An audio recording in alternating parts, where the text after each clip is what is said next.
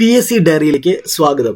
നമ്മൾ പഠിച്ചുകൊണ്ടിരിക്കുന്നത് കേരള PSCയുടെ 65ാം വാർഷിക വിശേഷാൽ പതിപ്പിലെ സ്റ്റേറ്റ്മെന്റ് ക്വസ്റ്റ്യൻസ് ആണ്. അതിൽ ഇത് മൊത്തം 20 സെറ്റ് ക്വസ്റ്റ്യൻസ് ആണുള്ളത്. നമ്മൾ ആ സെറ്റ് 6ന്റെ ആദ്യത്തെ 9 ക്വസ്റ്റ്യൻസ് നമ്മൾ നോക്കി. ഇനി 10 മുതലുള്ള ക്വസ്റ്റ്യൻസ് ആണ് നമ്മൾ നോക്കുന്നത്. ഇത് സെറ്റ് 6 ആണ്.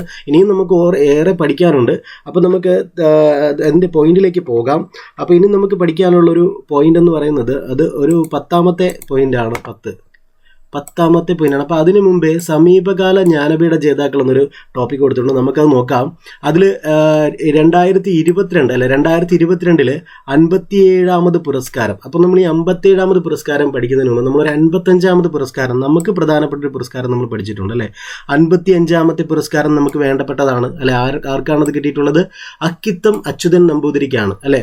മലയാളം ഭാഷയ്ക്ക് കിട്ടിയിട്ടുണ്ട്. അപ്പോൾ അവസാനമായിട്ട് ജ്ഞാനപീഠം കിട്ടിയിട്ടുള്ളത് 2019 അത് 55ാമത്തെ പുരസ്കാരമാണെന്ന് ഓർത്തിരിക്കുക.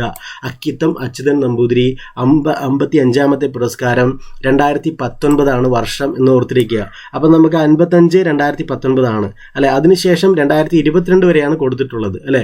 56ാമത് പുരസ്കാരം അക്കിത്തം അച്യുതൻ നമ്പൂതിരിക്ക് ശേഷം 56ാമത്തെ പുരസ്കാരം 2021 നേടിയ വ്യക്തിയാണ് നീൽമണി ഭൂക്കൻ എന്നാണ്. ആസാമീസ് കവിയാണ് നീൽമണി ഭൂക്കൻ എന്ന് പറയുന്നത്.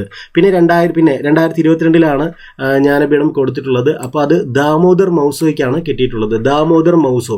അപ്പോൾ ഏറ്റവും അവസാനമായി കൊടുത്തിട്ടുള്ളത് 2022 അത് 57ാമത്തെ പുരസ്കാരമാണ്. 57ാമത്തെ പുരസ്കാരം ദാമോദർ മൗസോ. അദ്ദേഹം കൊങ്ങണി സാഹിത്യകാരനാണ്. കൊങ്ങണി ഭാഷയാണ്, കൊങ്ങണി സാഹിത്യകാരൻ. ഇനി അക്കിത്തം അച്യുതൻ നമ്പൂതിരിക്ക് മുമ്പ് കൊടുത്തിട്ടുള്ളത് 54ാമത്തെ പുരസ്കാരം 2018 അമിതാവ് ഘോഷിനാണ്. അമിതാവ് ഘോഷ് ഇംഗ്ലീഷ് ഭാഷയ്ക്കാണ്. ഇംഗ്ലീഷ് ഭാഷയ്ക്ക്. അപ്പോൾ ഏറ്റവും ലേറ്റസ്റ്റ് ആയിട്ട് കൊടുത്തിട്ടുള്ളത് 2022 57ാമത് പുരസ്കാരം 2022 ദാമോദർ മൗസോയ്ക്കാണ് അല്ലേ. അപ്പോൾ ഇങ്ങനെ നോക്കുകയാണെങ്കിൽ മൗസോ ഭൂക്കൻ അക്കിത്തം ഘോഷ് അല്ലെ, അങ്ങനെ വരും അല്ലേ. മൗസോ ഭൂക്കൻ അക്കിത്തം ഘോഷ് അങ്ങനെ വരും. അപ്പോൾ 2022 57ാമത് പുരസ്കാരം. നമുക്കിനി 10ാമത്തെ ചോദ്യത്തിലേക്ക്, പ്രസ്താവന ചോദ്യത്തിലേക്ക് നമുക്ക് കിടക്കാം. ഞാൻ നിങ്ങൾ പറഞ്ഞിട്ടുണ്ടായിരുന്നു ഈ അവാർഡൊക്കെ പഠിക്കാൻ വേണ്ടിയിട്ട് എനിക്ക് ചിലപ്പോൾ കോഡൊന്നും കിട്ടാറില്ല. അപ്പം നിങ്ങൾക്ക് കോഡ് എന്തെങ്കിലും കിട്ടുവാണെങ്കിൽ നിങ്ങളത് ഒന്ന് കമൻറ്റ് ചെയ്ത് അറിയിക്കുക. അപ്പോൾ എല്ലാവർക്കും പ്രയോജനം ചെയ്യും. നിങ്ങൾ ഈ ചാനൽ സബ്സ്ക്രൈബ് ചെയ്യുക. ഞാൻ നമ്മുടെ ഈ ടോപ്പിക്കുകളൊക്കെ ഇപ്പോൾ ഇഷ്ടംപോലെ ടോപ്പിക്കുകളൊക്കെ വരെ എടുക്കാൻ തുടങ്ങിയിട്ടുണ്ട്. അതിടുന്ന ടൈം ഒക്കെ നിങ്ങൾക്ക് കിട്ടണമെങ്കിൽ നിങ്ങൾ നിങ്ങൾ ബെല്ലൈക്കൺ എനേബിൾ ചെയ്ത് നോട്ടിഫിക്കേഷൻ എനേബിൾ ചെയ്തിടണം. 10ാമത്തെ ചോദ്യത്തിലേക്കാണ് നമ്മൾ പോകുന്നത്. 10ാമത്തെ ചോദ്യമാണ്. ശരിയായ പ്രസ്താവനയാണ് ചോദിച്ചിട്ടുള്ളത്. ശരിയായ പ്രസ്താവന. ഇതിൽ ശരിയായ പ്രസ്താവന 1ാമത്തെ പ്രസ്താവന പറയുന്നത് നോക്കുക. ശ്രീലങ്കയിലെ ആദം മലനിരകളിലെ സസ്യജനുസുകളുമായി അടുത്ത ബന്ധമുള്ള സസ്യജാലങ്ങൾ കാണപ്പെടുന്ന കേരളത്തിലെ വന്യജീവി സങ്കേതമാണ് നെയ്യാർ. എന്താണ്? ശ്രീലങ്കയിലെ ആദം മലനിരകളിലെ സസ്യജനുസുകളുമായി അടുത്ത ബന്ധമുള്ള സസ്യജാലങ്ങൾ കാണപ്പെടുന്ന കേരളത്തിലെ വന്യജീവി സങ്കേതമാണ് നെയ്യാർ എന്ന് പറയുന്നത്. വളരെ ശരിയായിട്ടുള്ള പ്രസ്താവനയാണ്. അടുത്തത്, കേരളത്തിൽ വനവൽക്കരണ പ്രദേശത്ത് ഏറ്റവും കൂടുതൽ വളർത്തുന്ന വൃക്ഷം തേക്കാണ് എന്നാണ് പറയുന്നത് അല്ലെ. കേരളത്തിൽ വനവൽക്കരണ പ്രദേശത്ത് ഏറ്റവും കൂടുതൽ വളർത്തുന്ന വൃക്ഷം തേക്കാണ് അല്ലെ. തേക്ക്, അത് ശരിയാണ്. അടുത്തത് 3ാമത്തെ പോയിന്റ്, വെടിപ്ലാവുകളുടെ സാന്നിധ്യമാണ് സൈലന്റ് വാലിയെ സിംഹവാലൻ കുരങ്ങുകൾക്ക് പ്രിയങ്കരമാക്കുന്നത്. ശരിയായ പ്രസ്താവനയാണ്. ചന്ദനമരങ്ങളുടെ നാട് എന്നറിയപ്പെടുന്ന കേരളത്തിലെ സ്ഥലം മറയൂരാണ്. അതുകൊണ്ട് ഓപ്ഷൻ, ഇതെല്ലാ പ്രസ്താവനകളും ശരിയായതുകൊണ്ട് ഓപ്ഷൻ എ ആണ്. നമുക്കിത് അറിയാവുന്ന പോയിന്റുകളാണ്, ബേസിക് സംഗതികളാണ്. അടുത്ത 11ാമത്തെ ചോദ്യം നമുക്ക് നോക്കാം. 2 പട്ടികകളുണ്ട് അല്ലെ. 1ാമത്തെ പട്ടികയിൽ ചെറുതോണി അണക്കെട്ട്, മൂഴിയാർ അണക്കെട്ട്, അരുവിക്കര അണക്കെട്ട്, ഇടമലയാർ അണക്കെട്ട്. 2ാമത്തെ പട്ടികയിൽ അതിൻ്റെ ജില്ലകൾ എറണാകുളം, പത്തനംതിട്ട, ഇടുക്കി, തിരുവനന്തപുരം. നമുക്ക് ചെറുതോണി അണക്കെട്ട്, ഇതൊക്കെ ബേസിക്കാണ്. ചെറുതോണി അണക്കെട്ട് നമുക്ക് എവിടെയാണെന്ന് അറിയാം. എവിടെയാണ് ചെറുതോണി അണക്കെട്ട്? ഓപ്ഷൻ സി, ഇടുക്കിയാണ് അല്ലെ. മൂഴിയാർ അണക്കെട്ട് എവിടെയാണ്? മൂഴിയാർ അണക്കെട്ട് പത്തനംതിട്ടയിലാണെന്നറിയാം നമുക്ക്. പത്തനംതിട്ട ഓപ്ഷൻ ബി ആണ് അല്ലെ. Option B. അപ്പോൾ ചെറുതോണി അണക്കെട്ട് സി. ചെറുതോണി അണക്കെട്ട് 1 സി വരുന്നത് ഇതാണ്, 1 സി അല്ലെ. അപ്പോൾ തന്നെ കിട്ടി. ബാക്കിയെല്ലാം 1 ഡിയും 1 എയും 1 ഡി ഒക്കെയാണ്. 1 സി വന്നപ്പോൾ തന്നെ നമുക്ക് ആൻസർ കിട്ടിക്കഴിഞ്ഞു. 1 സി അല്ലെ. 2 ബി, പിന്നെ മൂന്ന് അരുവിക്കര അണക്കെട്ടാണ്. അരുവിക്കര അണക്കെട്ട് എന്ന് പറയുന്നത് തിരുവനന്തപുരം ജില്ലയിലാണ് കേട്ടോ. 3D ആണ് അരുവിക്കര അണക്കെട്ട് തിരുവനന്തപുരം ജില്ലയിൽ. പിന്നെ ഇടമലയാർ അണക്കെട്ട് അത് നമുക്കറിയാമല്ലോ, അത് ഇടമലയാർ എറണാകുളം ജില്ലയിലാണ്. എറണാകുളം ജില്ലയിൽ 4A ആണ്. അപ്പോൾ അറിയാൻ പാടില്ലാത്തവർ അത് നോട്ട് ചെയ്ത് വെക്കുക. തന്നെ വെക്കുക. ചെറുതോണി അണക്കെട്ട് ചെറുതോണി അണക്കെട്ട് ഇടുക്കിയിലും, മൂഴിയാർ അണക്കെട്ട് പത്തനംതിട്ടയിലും, അരുവിക്കര അണക്കെട്ട് തിരുവനന്തപുരം ജില്ലയിലും, ഇടമലയാർ അണക്കെട്ട് എറണാകുളം ജില്ലയിലുമാണ്. അപ്പോൾ നമുക്ക് അടുത്ത പോയിന്റ് നോക്കാം. 12ാമത്തെ ചോദ്യം നമുക്ക് നോക്കാം. 12ാമത്തെ ചോദ്യം പറയുന്നത് താഴെ കൊടുത്തിരിക്കുന്നവയിൽ തെറ്റായ പ്രസ്താവന ഏതെന്നാണ്. ആദ്യം നമ്മൾ വരച്ചു തന്നു തെറ്റായ പ്രസ്താവന അല്ലെ. തെറ്റായ പ്രസ്താവന ഏതെന്ന് നോക്കാം.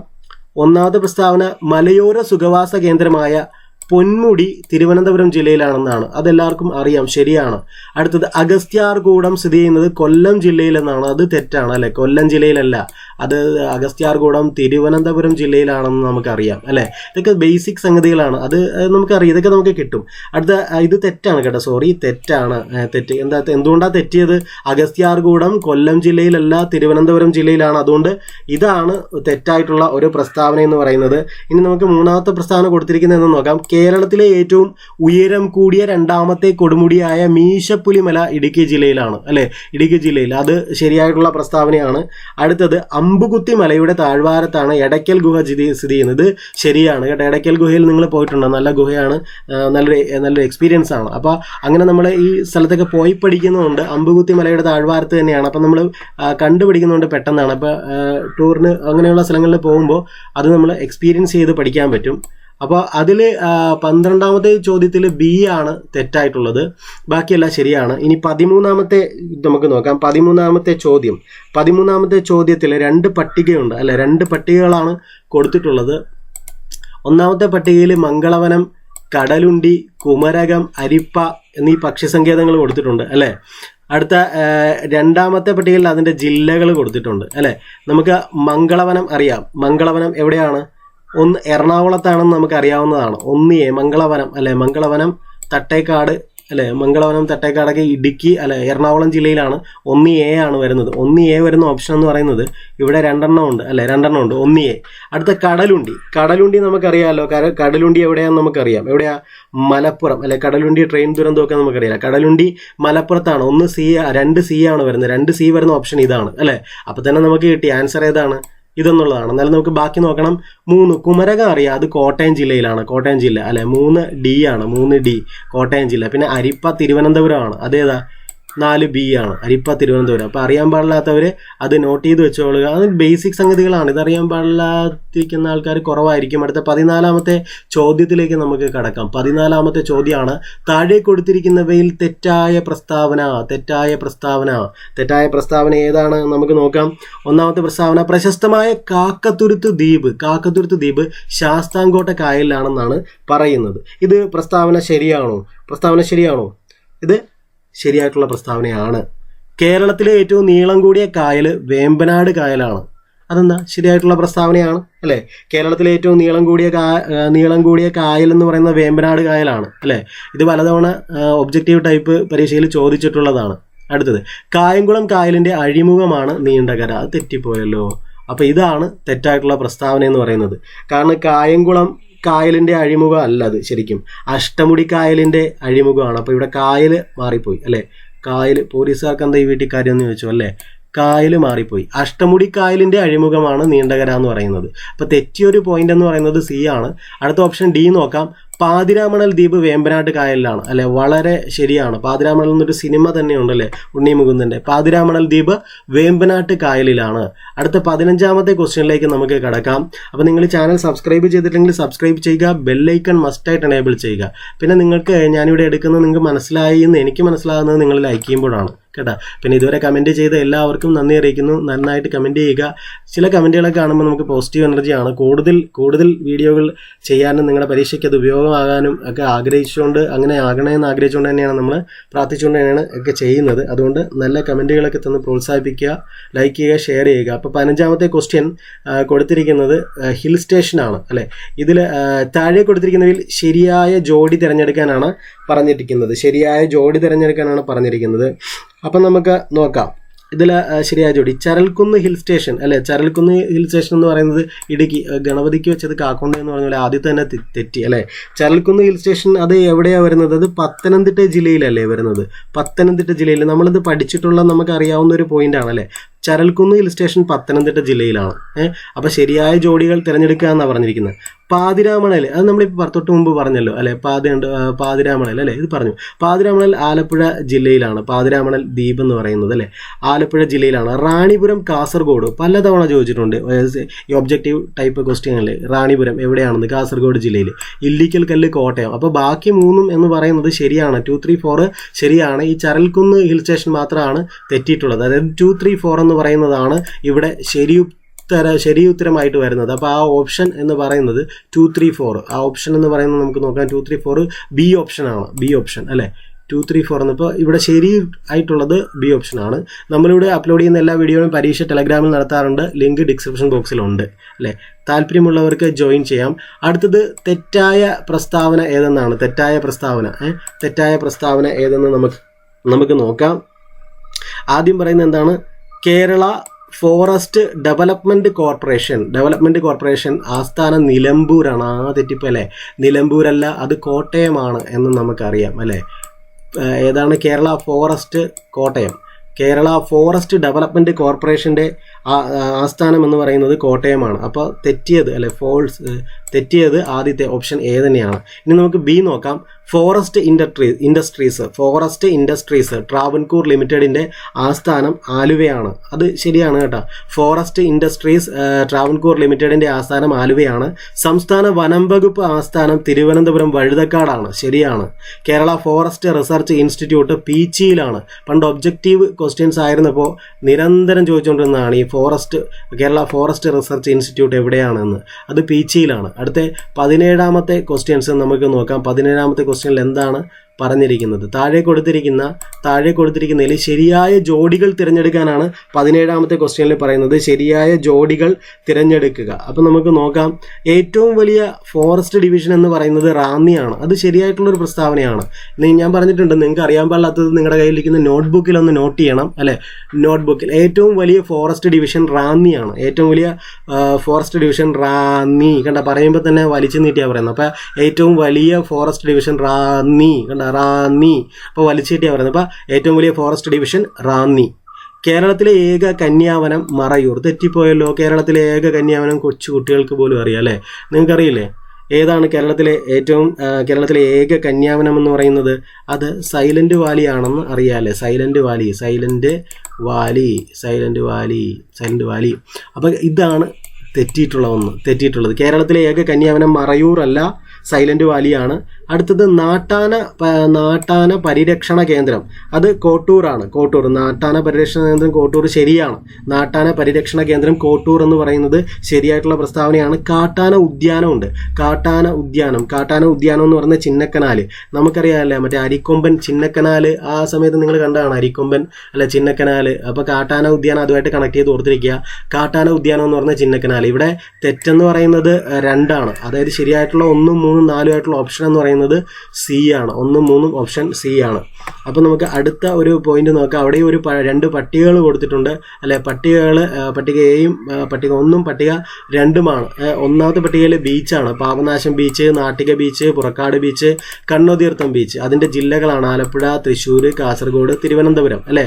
പാപനാശം ബീച്ച് നമുക്കറിയാം എവിടെയാണെന്നറിയാം. പാപനാശം ബീച്ച് എവിടെയാണ്? തിരുവനന്തപുരത്താണ് പാപനാശം ബീച്ച് വരുന്നത് അല്ലേ. പാപനാശം ബീച്ച് തിരുവനന്തപുരം. അതായത് 1D എന്ന് പറയുന്ന ഓപ്ഷൻ വരണം. 1D എന്ന് പറയുന്ന ഓപ്ഷൻ ഇത് രണ്ടുമാണ്. 1D അല്ലേ. ഇത് വരത്തേയില്ല. അത് ആദ്യം തന്നെ നമ്മൾ എലിമിനേറ്റ് ചെയ്തു. ഒന്ന് പാപനാശം ബീച്ച്. ഇനി നാട്ടിക ബീച്ച് അറിയാൻ പാടില്ല എന്നിരിക്കട്ടെ. അപ്പോൾ പുറക്കാട് ബീച്ച് എവിടെയാണെന്ന് നമുക്ക് കണ്ടുപിടിക്കാം. പുറക്കാട് ബീച്ച് ആലപ്പുഴയിലാണ്. പുറക്കാട് ബീച്ച് ആലപ്പുഴയിൽ. അത് നമുക്ക് ആലപ്പുഴ വരുന്നത് ഓപ്ഷൻ എ ആണ് അല്ലേ. ഓപ്ഷൻ എ വരുന്നത് 3A വരും. 3A വരുന്ന ഒരു ഓപ്ഷൻ ഇതാണ് അല്ലേ. 3A. അപ്പോഴും നമുക്ക് ആൻസർ കിട്ടിക്കഴിഞ്ഞു അല്ലേ. 3A. ഇനി നമുക്ക് 2 എന്ന് പറയുന്നത് നാട്ടിക ബീച്ച് അറിയാൻ പാടില്ലാത്തവർക്ക് മനസ്സിലാക്കി വെക്കുക. നാട്ടിക ബീച്ച് തൃശ്ശൂർ ജില്ലയിലാണ്. നാട്ടിക തൃശ്ശൂർ ജില്ലയിൽ. അതേപോലെ തന്നെ കണ്ണതീർത്ഥം ബീച്ചുണ്ട്. കണ്ണതീർത്ഥം ബീച്ച് എവിടെയാണ്? കണ്ണതീർത്ഥം ബീച്ച് കാസർഗോഡ് ജില്ലയിലാണ്. കണ്ണതീർത്ഥം ബീച്ച് കാസർഗോഡ് ജില്ലയിൽ. അപ്പോൾ ശരി ഉത്തരം എന്ന് പറയുന്നത് 18C ആണ് അതിൻ്റെ ശരിയായിട്ടുള്ള ഉത്തരമായിട്ട് വരുന്നത്. 18C. അടുത്ത 19ാമത്തെ ചോദ്യമാണ്. 19ാമത്തെ ചോദ്യം എന്ന് പറയുന്നത് താഴെ കൊടുത്തിരിക്കുന്നവ പരിഗണിക്കുക. ജില്ലകളാണ് ആലപ്പുഴ, കോട്ടയം, കോഴിക്കോട്, കൊല്ലം. ഇവയിൽ മറ്റ് സംസ്ഥാനങ്ങളുമായി അതിർത്തി പങ്കിടാത്ത കേരളത്തിലെ ജില്ലകൾ ഏതൊക്കെയെന്നാണ് ചോദ്യം അല്ലേ. ഈ ആലപ്പുഴ ജില്ലയ്ക്ക് മറ്റ് സംസ്ഥാനങ്ങളുമായിട്ട് അതിർത്തിയുണ്ടോ? അതായത് തമിഴ്നാടോ കർണാടകയായിട്ടോ അതിർത്തിയുണ്ടോ? ഇല്ലെന്ന് നമുക്കറിയാം. അപ്പോൾ 1 ഓപ്ഷനായിട്ട് വരണം. 1 ആലപ്പുഴ ജില്ല മറ്റ് സംസ്ഥാനങ്ങളുമായിട്ട് ബന്ധമില്ലാത്തതാണ്. അപ്പോൾ 1 വരണം. ആ തരത്തിലുള്ള ജില്ലയാണ്. അപ്പോൾ 1 ഇതിനകത്തൊന്നുണ്ട്, ഇതിനകത്തൊന്നില്ല. അപ്പോൾ ഇത് എലിമിനേറ്റ് ചെയ്ത് കളഞ്ഞു അല്ലേ. പിന്നെ കോട്ടയം ജില്ലയ്ക്കുണ്ടോ? കോട്ടയം ജില്ലയ്ക്ക് മറ്റ് സംസ്ഥാനങ്ങളുമായി അതിർത്തി പങ്കിടുന്നുണ്ടോ? ഇല്ലെന്നറിയാം. അപ്പോൾ 2 ഉള്ളത് നോക്കണം. 2 ഉള്ളത് ഇതുണ്ട് 2, ഇതിനില്ല. അപ്പോൾ പിന്നെ അതങ്ങ് കളഞ്ഞേക്കുക അല്ലേ. പിന്നെ അടുത്തത് കോഴിക്കോട് ജില്ലയ്ക്കുണ്ടോ? കോഴിക്കോട് ജില്ലയ്ക്ക് മറ്റ് ഏതെങ്കിലും സംസ്ഥാനമായിട്ട് ഇല്ല. കാരണം കോഴിക്കോടിൻ്റെ അപ്പുറത്ത് വയനാടാണ് കിടക്കുന്നത്. വയനാട് കഴിഞ്ഞിട്ടാണ് അങ്ങോട്ട് കർണാടക വരുന്നത്. ഇപ്പോൾ കോഴിക്കോടും അതായത് 3ാമത്തത് അത് കോഴിക്കോടും വരുന്നുണ്ട്. അപ്പോൾ 3 ഒരു ഓപ്ഷൻ എന്ന് പറഞ്ഞാൽ ഇതും 3 ഉണ്ട് അല്ലേ. 3. ഇനിയപ്പോൾ ഇത് 2 ആണോ ഉള്ളത്? അതിലേതാന്ന് നോക്കാം. കൊല്ലം ജില്ലയ്ക്ക് നമുക്കറിയാം തമിഴ്നാടുമായിട്ട് ബോർഡർ വരുന്നുണ്ട് അല്ലേ. അപ്പോൾ കൊല്ലം ജില്ല വരത്തില്ല, ഈ കൂട്ടത്തിൽ പെടത്തില്ല. അപ്പോൾ ഇതാണ് ആൻസർ. ഏതൊക്കെ ജില്ലകൾക്കാണ് മറ്റ് സംസ്ഥാനങ്ങളുമായി അതിർത്തി പങ്കിടാത്തത് എന്ന് ചോദിച്ചു കഴിഞ്ഞാൽ അത് ആലപ്പുഴ ജില്ല മറ്റ് സംസ്ഥാനങ്ങളുമായി അതിർത്തി പങ്കിടുന്നില്ല. കോട്ടയം ജില്ല മറ്റ് ഒരു സംസ്ഥാനവുമായിട്ടും അതിർത്തി പങ്കിടുന്നില്ല. കോഴിക്കോട് ജില്ലയും മറ്റൊരു സംസ്ഥാനവുമായിട്ടും അതിർത്തി പങ്കിടുന്നില്ല. മറ്റ് സംസ്ഥാനങ്ങളുമായി അതിർത്തി പങ്കിടാത്ത ജില്ലകളാണ് ഓപ്ഷൻ ഡി 1, 2, 3 എന്ന് പറയുന്ന ആലപ്പുഴ, കോട്ടയം, കോഴിക്കോട്. അടുത്ത 20ാമത്തെ ലാസ്റ്റ് ക്വസ്റ്റ്യൻ ആണ്. താഴെ കൊടുത്തിരിക്കുന്നവ പരിഗണിക്കുക. ആലപ്പുഴ, മലപ്പുറം, കോട്ടയം, എറണാകുളം അല്ലേ. എറണാകുളം എന്താണ് ഇതിൻ്റെ പ്രത്യേകത എന്നൊക്കെ ക്വസ്റ്റ്യൻ ബാക്കി നോക്കട്ടെ. പറയുന്നത് ഏതൊക്കെ ജില്ലകളിലാണ് വേമ്പനാട് കായൽ വ്യാപിച്ച് കിടക്കുന്നതെന്നാണ്. ഞാൻ നേരത്തെ പറഞ്ഞ കേട്ടോ, വേമ്പനാട് കായൽ, അതേപോലെ നമ്മുടെ പെരിയാർ, ഭാരതപ്പുഴ, ഇതൊക്കെ ഏതൊക്കെ ജില്ലകളിലൂടെ ഒഴുകുന്നു എന്നുള്ള ഈ അടുത്തിടെ മിക്കവാറും ചോദിക്കാറുള്ള ക്വസ്റ്റ്യനാണ്. നിങ്ങൾ നോട്ട് ചെയ്ത് വെക്കണം കേട്ടോ. അപ്പോൾ ഏതൊക്കെ ജില്ലകളിലൂടെയാണ് വേമ്പനാട് കായൽ ഒഴുകുന്നതെന്നാണ് ചോദിച്ചിട്ടുള്ളത്. ഇത് ശരിക്കും പറഞ്ഞാൽ ആലപ്പുഴ ജില്ലയിൽ വേമ്പനാട് കായലുണ്ട് അല്ലേ. മലപ്പുറം ജില്ലയിലില്ല വേമ്പനാട് കായൽ. പിന്നെ കോട്ടയമുണ്ട്, എറണാകുളമുണ്ട്. അങ്ങനെ 1, 3, 4 എന്നാണ്. ഇതിൽ 2 മലപ്പുറം ജില്ലയൊന്നും വേമ്പനാട് കായൽ കവർ ചെയ്യുന്നില്ല. 1, 3, 4 എന്നുള്ളൊരു ഓപ്ഷൻ വരുന്നത് ഈ ഒരു ഓപ്ഷനാണ്. ഓപ്ഷൻ ഡി ആണ്. Option D. ഇനി നിങ്ങൾക്ക് സ്വാഭാവികമായി നിങ്ങൾക്ക് സംശയം ഉണ്ടാകും. നിങ്ങൾക്ക് എന്തെങ്കിലും സംശയം ഉണ്ടെങ്കിൽ ഞാനിവിടെ ഇതിൻ്റെ ഉത്തര സൂചിക ഇവിടെ കൊടുത്തിട്ടുണ്ട്. ഉത്തര സൂചിക. കാരണം നിങ്ങൾക്ക് ചിലപ്പോഴൊക്കെ ഞാൻ വരുമ്പോൾ ചില ഡൗട്ട്സുകളൊക്കെ നിങ്ങൾ ചോദിക്കാറുണ്ട്. അപ്പം ഞാൻ ചെയ്യുന്നത് ഈ PSC ബുള്ളറ്റിനിൽ കൊടുത്തിട്ടുള്ള ഈ കാര്യങ്ങൾ നിങ്ങളിലേക്ക് എത്തിക്കുകയാണ് ചെയ്യുന്നത്. അത് ഡീറ്റെയിൽ ചെയ്ത് എത്തിക്കുകയാണ് ചെയ്യുന്നത്. അതിൽ PSCക്ക് എപ്പോഴും അവരുടേതായിട്ടുള്ള ശരിയായിട്ടുള്ള ആൻസർ ഉണ്ടാവും. അതൊരു പക്ഷേ നമ്മുടെ ഒറിജിനൽ ആൻസറുമായിട്ട് വ്യത്യാസം ഉണ്ടാവും. അപ്പോൾ അങ്ങനെ എന്തെങ്കിലും നിങ്ങൾ കാണുവാണെങ്കിൽ അത് കമൻറ്റ് ബോക്സിൽ അറിയിക്കുക. അപ്പോൾ ഞാൻ തുടർന്നുള്ള വീഡിയോയിൽ അത് ക്ലിയർ ചെയ്തിട്ട് ഇടുന്നതായിരിക്കും. ഞാനിപ്പോൾ ചെയ്യുന്നത് ഇതാണ്. PSC ബുള്ളറ്റിൻ്റെ ഈ വാർഷിക പതിപ്പ് PSC ബുള്ളറ്റിനാണെങ്കിലും അതിൽ എന്താണോ കൊടുത്തിരിക്കുന്നത് അത് നിങ്ങളെ പറഞ്ഞ് മനസ്സിലാക്കുന്നു. കാരണം PSCക്ക് PSCയുടേതായിട്ടുള്ള ഉത്തരങ്ങളുണ്ട്. അതുകൊണ്ടാണ്. അപ്പം നമുക്ക് എന്തെങ്കിലും മിസ്റ്റേക്ക് കണ്ടാൽ അറിയിക്കുക. നമുക്കത് തിരുത്തി പഠിച്ച് പോകാം. അപ്പോൾ all the best. Thank you.